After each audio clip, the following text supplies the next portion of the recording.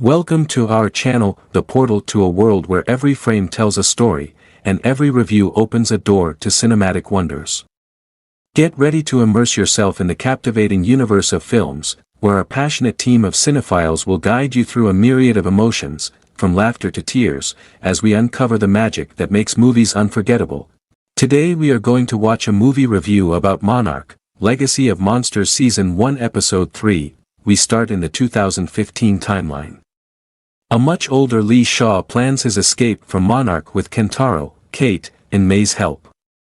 They are currently trapped within Monarch's retirement home in Tokyo and their every move is being monitored. Lee suggests that they investigate Hiroshi's crash site in Alaska for starters. They casually make their way to the car park, but are soon chased by Monarch security guards. Lee takes control of Kentaro's rental car and drives towards the exit. They are forced to take a detour though and escape from the facility in true action-packed style. This is another rip-roaring opening sequence from the series. As the foursome plan their next move, May admits that she has digitized all of Billy Randa's files. Lee suggests that they look through these files for anything related to Alaska. He then confesses that Hiroshi worked for Monarch. Kate is angered by the fact that Lee and her father didn't warn the general public about these gigantic creatures. But Lee insists that they tried their best to stop all this chaos from ever happening. Meanwhile, the 50s timeline jumps forward 2 years to 1954. Lee is now working alongside Keiko and Billy. They meet with General Puckett, hoping to acquire funding from the U.S. Army. Their little project seems to be growing bigger every day. They show the general an enormous monster. Footprint impression. The general is blown away by their discoveries and agrees to fund them immediately. Lee, Keiko, and Billy quickly realize what the support of the U.S. Army actually looks like. The Army plans to lure Godzilla out of the sea and into the open, where they aim to kill the creature by detonating a nuclear bomb in its vicinity.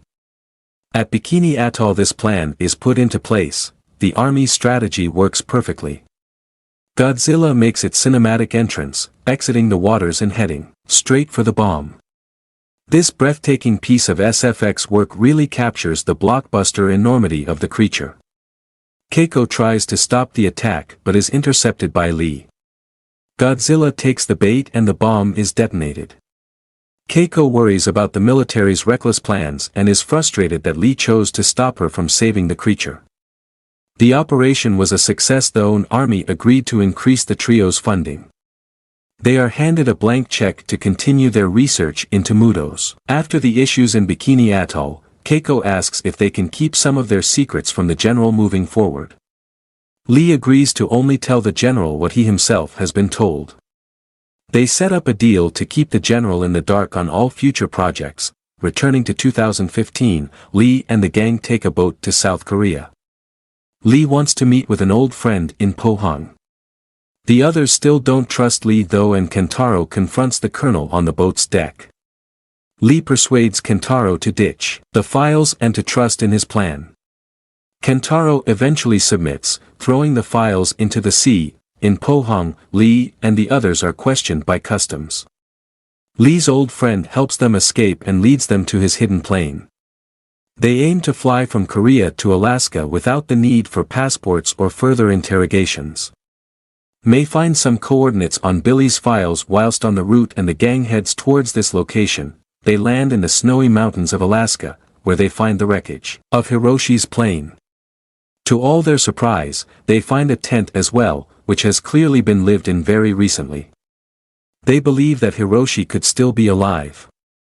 Kate recognizes his handwriting on documents and his pencil sharpenings on the side. He must have survived the crash. Whilst investigating the crash site, Lee's Korean friend discovers giant claw marks on the side of Hiroshi's plane.